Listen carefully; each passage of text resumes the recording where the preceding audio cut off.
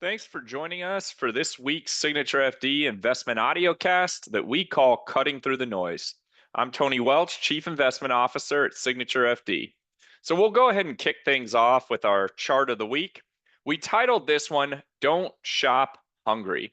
Experts generally warn that one shouldn't go to the grocery store hungry. When they do, they'll tend to end up with a cart full of snacks and sugar rather than the healthier alternatives they may purchase if they shop with a full belly.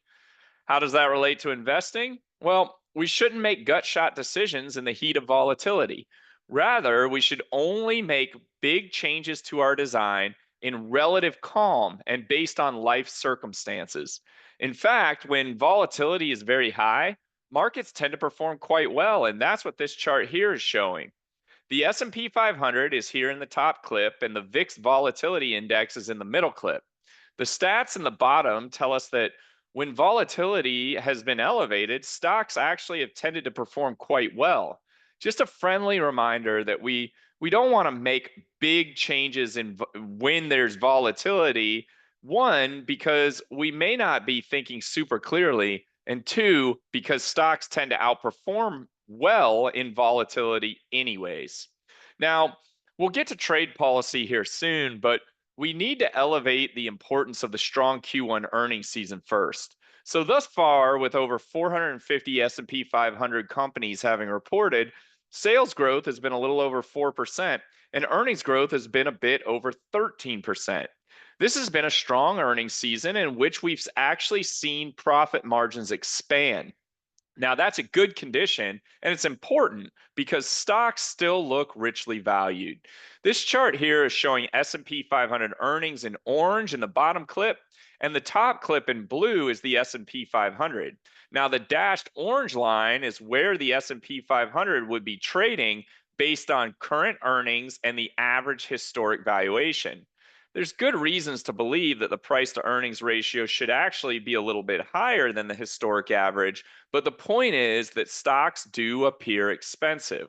However, strong earnings growth can help ease some of that valuation pressure. Now, there wasn't much in terms of impactful economic data from the last week, but we did have the May Fed meeting. In that meeting, they held their policy rate steady, and this chart helps to frame market returns in different types of Fed easing cycles. Now, the light blue line here, that's the current cycle. We can see that thus far, market action has tracked pretty close to the green line.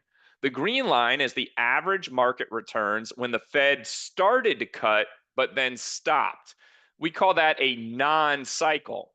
If the Fed re engages in their easing cycle and that cycle is relatively slow and measured, we could shift up to the pattern shown in the darker blue line. Their next meeting here is in June. Now, one potential positive catalyst is an easing in trade uncertainty. Over the weekend, the US and China agreed to substantial tariff rollbacks for 90 days while they negotiate. To be clear, the tariff rate of 30% on Chinese goods, that remains impactful, but it's coming from 145%. This chart in blue shows the spike in economic policy uncertainty that we've seen so far this year. And the dashed black line is the year-over-year return in the S&P 500. And that is inverted, so a rising line would mean negative market returns. The correlation is not that strong between the two, but generally the market has tended to perform better when economic policy uncertainty is falling. Now, the rally of the past month has been solid, and notably, market breadth has improved. Here we're showing in orange the percentage of stocks that are trading above their respective average levels of the past 50 days. Historically, when this metric has reached 90%, that's been a strong, all clear signal that the next 12 months could be positive for market returns. Now, we're not there yet, but clearly we've seen a major improvement in market breadth. Now, we've noted our theme of diversification time and again this year, and that's really shown itself in international leadership. Through Friday, the S&P 500 was down about 3%, and small cap US stocks down about 9% year to date. Emerging markets are up 7%, and developed international markets are up nearly 14%. We continue to think international diversification is an important theme for 2025.